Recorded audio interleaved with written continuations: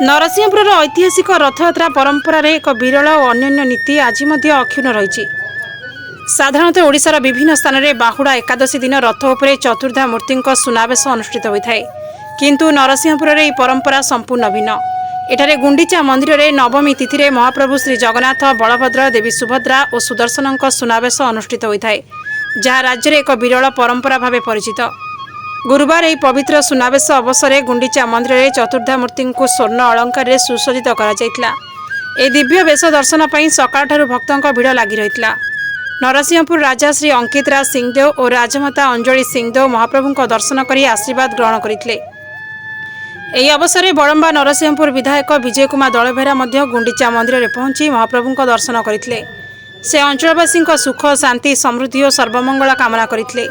संध्यारे आयोजित भजन संध्या कार्यक्रम में विशिष्ट कंठशिल्पी मानसी पात्र और तांको सहयोगी भक्तिमय भजन परिवेषण करी उपस्थित श्रद्धालु को भक्तिरस विभोर करते। महाप्रभु सुनावेश दर्शन पर शताधिक श्रद्धालुंकर समागम होता।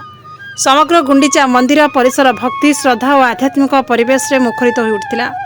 नरसिंहपुर एक विरल सुनावेश परंपरा केवल धार्मिक आस्थार प्रतीक नुहे, बरং यह अंचल समृद्ध सांस्कृतिक ऐतिह्य परंपरार एक अनन्य परिचय बोली स्थानीय माने मत प्रकाश कर। नरसिंहपुर संजय बेहरा रिपोर्ट, पात्र टीवी न्यूज।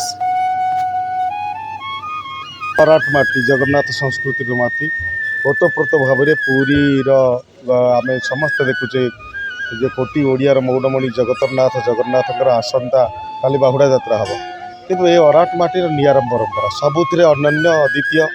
ये पुरी गजपति राजा जहाँ नीति नियम अच्छी और आम अराट माटीर जो ऐतिह्य परंपरा संस्कृति ये संपूर्ण एकमत हवा आम समस्ते जे एठी गोटे नियारा परंपरा चले।